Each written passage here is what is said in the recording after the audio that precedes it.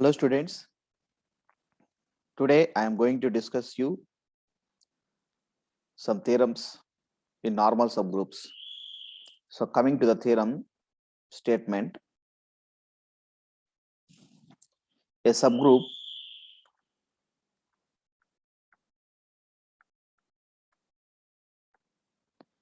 H of a group G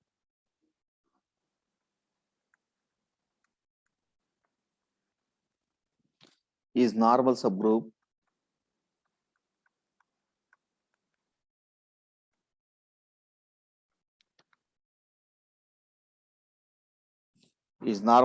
of G if and only if the product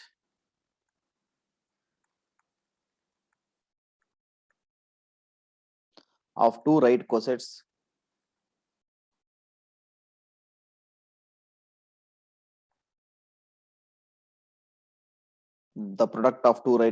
of H in G is again a right coset of H in G.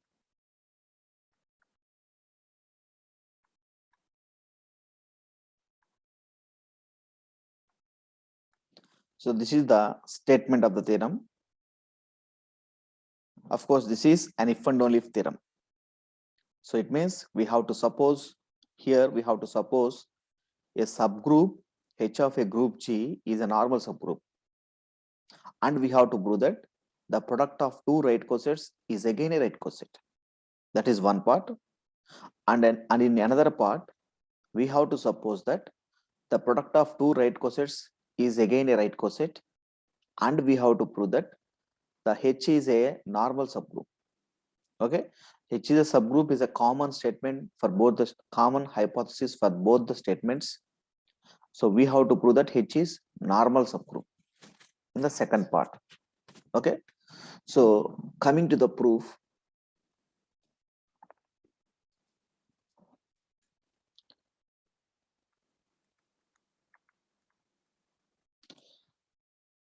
so given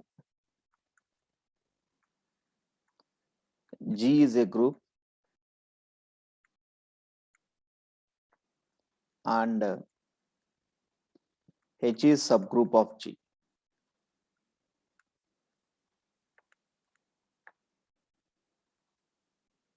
Okay, first I am supposing that suppose that H is normal subgroup of G. H is normal subgroup of G. So first I am supposing this part. So now I am going to prove that the product of two right cosets of H in G is again a right coset of H in G. Okay, that is what I am going to prove. So for that, I am considering two right cosets. Let HA comma HP are two right cosets of H in G, where A comma B belongs to G. So I have to consider two right cosets of H in G, so that I have considered two right cosets. So in that right cosets, the elements A comma B belongs to the group G. Okay, so since A comma B belongs to G, so whenever these elements belongs to the group G, so then by closure property we have the product of those two elements should also belongs to G. It means AB belongs to G. Yes, by the closure property, we can write the product of those two elements AB. So should also belongs to the same group capital J. Okay, right. So now I am considering product of two right cosets, that is HA into HP. So I am considering HA into HP. So HA into HP. So I am writing this as H into AH into P. So it means I have written bracket for the terms AH. Okay. So this is equal to, since by our supposition, whenever H is a normal subgroup, so by known theorem, so each right coset can be written as left coset.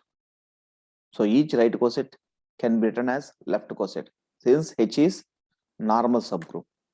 So for that I am writing H into, since AH is a left coset, so H, whenever H is a normal subgroup, we can write AH as HA. Okay. So after writing AH as HA, I am removing brackets. So then we get HHAB. Okay. Once again, by the known theorem in cosets, we are having a theorem that whenever H is a subgroup of G, we can write H into H is equal to H. HH is equal to H. We can write. So that I am writing HH is equal to H into AB. Okay. So this is nothing but HAB. This is a right coset. I am saying that this particular value HAB is a right coset of H and G. Why? Because if we want to write a right coset, we have to write H into sub element in G. So since AB is an element in G and H is a subgroup, so that we can say that HAB is a right coset of H and G. So that therefore I'm writing that which is a right coset.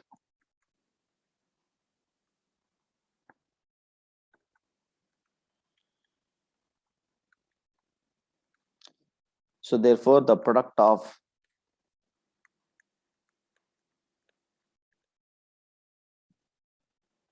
two right cosets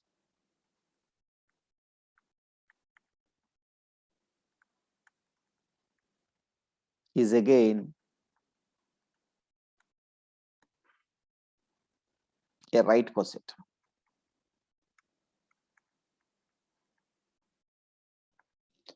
Okay, so I have considered the product of two right cosets and I have proved that which is once again a right coset. Okay, that is first part.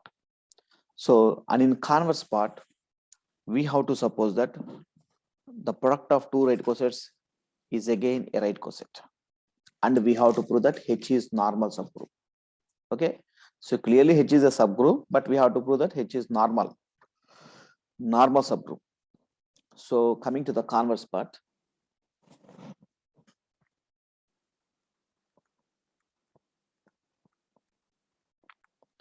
so conversely, suppose that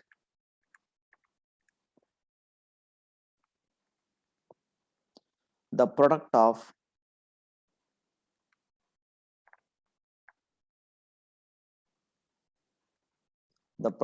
two right cosets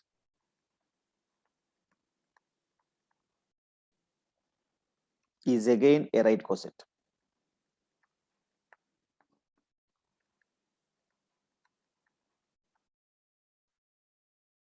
That is what we have to suppose in converse part. So that is, so HA into HB can be written as HAB, and this is true for all A comma B belongs to G. Okay, this is the meaning of the product of two right cosets is again a right coset. We can write HA into HB is equal to HAB. Okay, so now I have to prove that H is normal subgroup. So for that, for X belongs to G and H belongs to H, we have XH X inverse. I consider an element XH X inverse. This is equal to, I am multiplying this particular element with E, we get EXH X inverse. Okay, whenever you multiply with the E into X is nothing but X only. So since E is the identity element, if you multiply any element with identity element, we get the element itself. So that XH X inverse can be written as EXH X inverse. Okay, and I am writing this particular element belongs to since E belongs to H, so since E is an identity element that belongs to the both subgroup and group, so I am writing that E belongs to H, and I am writing the remaining elements as usually X, H, X inverse. Okay, this E belongs to H, that is what I have written here, and I have written all the remaining elements as usually, so that we get E X H X inverse belongs to H X H X inverse. Okay, so of course we can also write here capital H. 1 minute. X H capital X X inverse. Since small h belongs to capital H, so small h belongs to capital H, so that we can write here capital H. It means small e belongs to capital H and also small h belongs to capital H, so that I am writing E X H X inverse belongs to capital H X capital H X inverse. Okay, so therefore finally we get X H X inverse. X H X inverse belongs to H X H X inverse. Okay, so by our supposition, what is our supposition? So the product of two right cosets is again a right coset. That is our converse supposition. It means whenever we are having two right cosets of the form HA into HP, we can write those as HAB. And coming to this part, XH X inverse belongs to HX into HX inverse. So HX into HX inverse looks like HA into HP. Yes, both these two are right cosets. So by the converse supposition, we can write as HX into HX inverse as H into XX, X into X inverse. Okay, so that I am writing XH X inverse belongs to H into X inverse. So I have written this because of our converse supposition. HA into HP can be written as HAB, and that is true for every element in G. Since X and X inverse are the elements in G, so that we can apply that particular statement to X and X inverse also. So that I have written HX into HX inverse is equal to H into XX inverse. X into X inverse. So X into X inverse is nothing but E. We get identity element, so that we can write HE. And after that we can write XX, XH X inverse belongs to H. Okay, so according to the definition of normal subgroup, if we want to say a subgroup H is a normal subgroup, so we have to prove that XH X inverse belongs to H. That is what we have proved. Okay, so therefore I am writing that H is a normal subgroup by definition.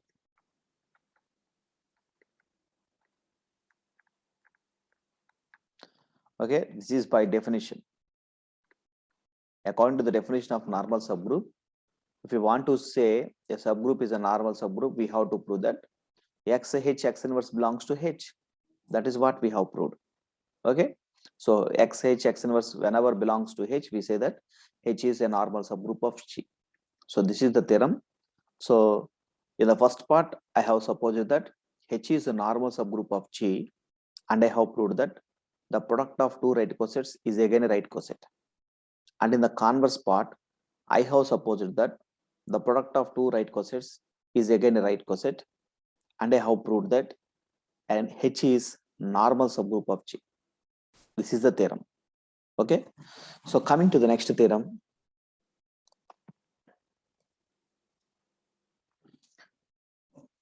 Next theorem.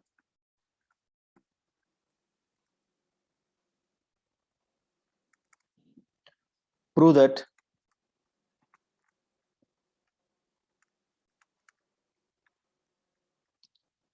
the intersection of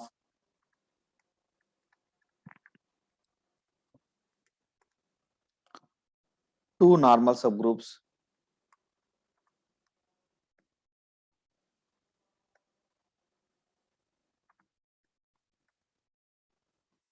is also a normal subgroup.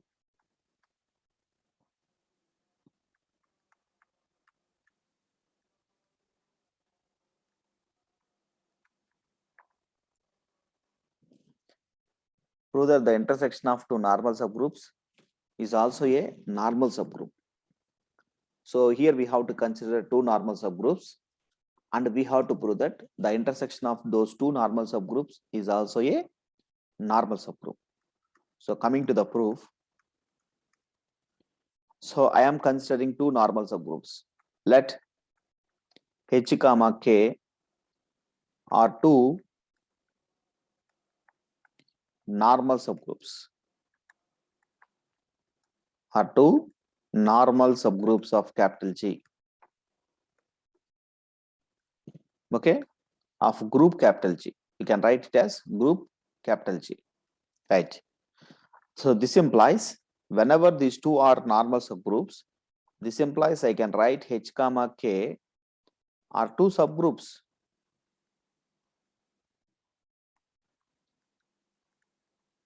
Are two subgroups of capital G. Yes, whenever those are normal subgroups, first of all, those two should be subgroups. So that I am writing H comma K are two subgroups of capital G. So this implies, so whenever we are saying that H comma K are two subgroups, in subgroups we are having a theorem that the intersection of two subgroups is again a subgroup. Okay, so in subgroups we are having that the intersection of two subgroups once again a subgroup. So that I am writing H intersection K is also a subgroup of capital G. Okay, is also a subgroup of capital G. This is by known theorem in subgroups. Okay, right. So now we have to prove that this intersection is also a normal subgroup. So for that, I am proving that H intersection K is a normal subgroup with the help of definition. In order to say a subgroup is a normal subgroup, so we have to verify the condition that X inverse belongs to that particular set. So whenever X inverse belongs to H, we say that H is a normal subgroup. The same condition to be verified for H intersection K. Okay, so that I am considering let X belongs to G, and I am considering H belongs to H intersection K. So whatever the set we have, we are going to say as a normal subgroup, in that set we have to consider one element. So I am considering H belongs to H intersection K. So whenever H belongs to H intersection K, we can write H belongs to both H and H belongs to K. Whenever an element belongs to intersection, it belongs to both the sets. So that I have written H belongs to H and H belongs to K. Okay, so now I am considering, I am saying that since X belongs to G, comma, small h belongs to capital H, and H is normal subgroup.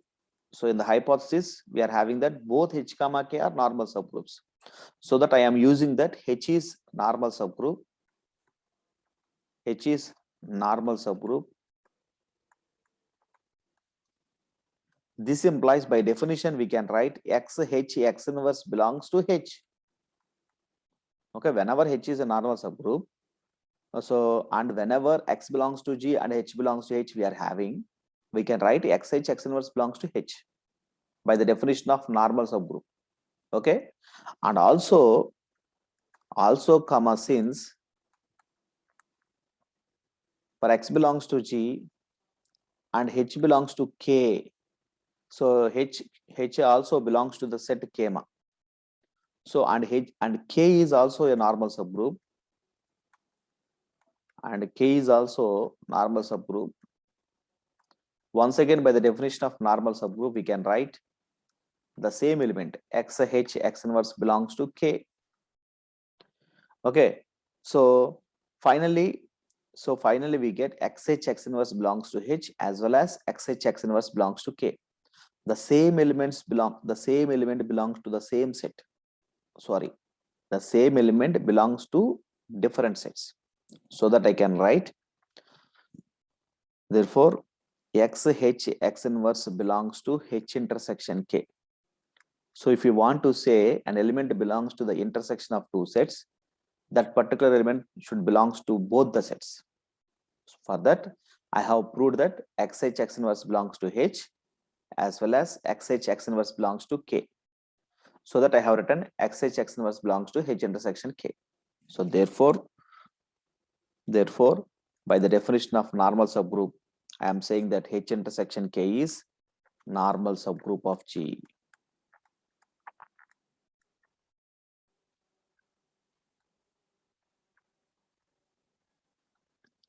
H intersection K is normal subgroup of G.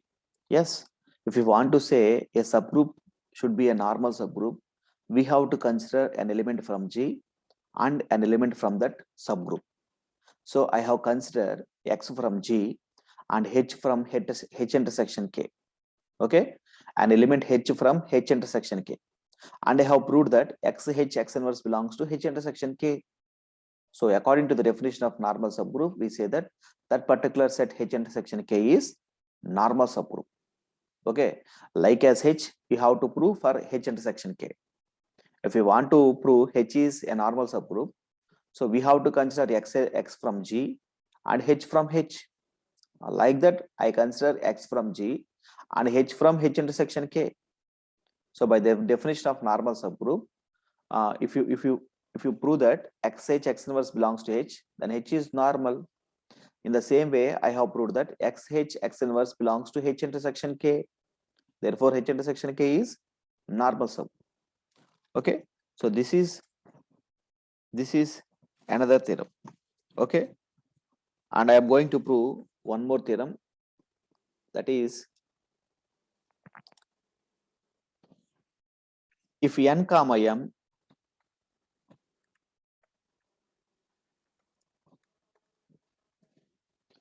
if n comma m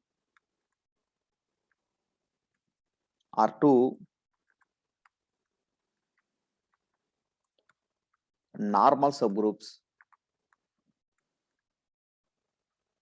of G, then Nm means product of those two normal subgroups is also normal subgroup of G. So it means, so whenever we are having two normal subgroups, then the product of those two normal subgroups is also a normal subgroup. So this is what we have to prove in this theorem. Okay, so coming to the proof. So coming to the proof, so in the hypothesis we are having that n comma m both are two normal subgroups of group capital G, are two normal subgroups of group capital G. This implies whenever these two are normal subgroups, this implies I can write these two are first of all subgroups. These two are subgroups of capital G. Okay, so whenever we are having two subgroups, and by known theorem in subgroups, we can write the product of those two subgroups is also a subgroup. So the product of two subgroups is once again a subgroup. So that I am writing Nm is subgroup of G. Okay, so in subgroups we are having a theorem that the product of two subgroups is again a subgroup. So that I have written Nm is a subgroup. So once again, if you want to prove Nm is a normal subgroup, so please listen carefully. I am considering an element from G, that is X belongs to G, and an element from Nm. So since the set Nm is the product of two sets, so that I am considering an element small n into small m belongs to Nm. Okay, so in Nm, the elements are of the form small n into capital M. Small n into small m. If you want to write another element in Nm, we can write n1 m1. If you want to write another element in NM, we can write N2, M2, N3, M3, M4, N4, M4, like that. So like that, we can consider any elements in NM. So for that, I consider an element small n into small m in capital N into capital M. So now I have to prove that X H X inverse. We have to treat this as XH X inverse.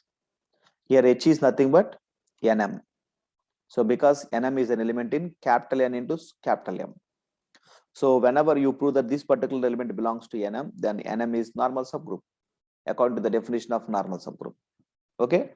So after considering this element, I have considered X NM X inverse, and I'm writing this as X into, and in between N and M, I am writing N into X inverse into X into M into X inverse. Okay. And in between N and M, I have written X inverse into X.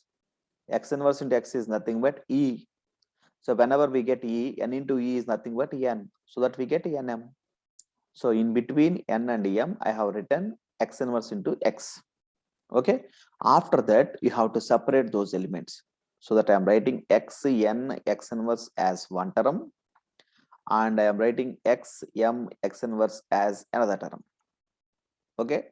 Since N comma M both are two normal subgroups, and whenever X belongs to G and small n belongs to N and N is normal subgroup, we can write small x N X inverse belongs to N by the definition of normal subgroup. So here we are having X N X inverse. So clearly this belongs to N.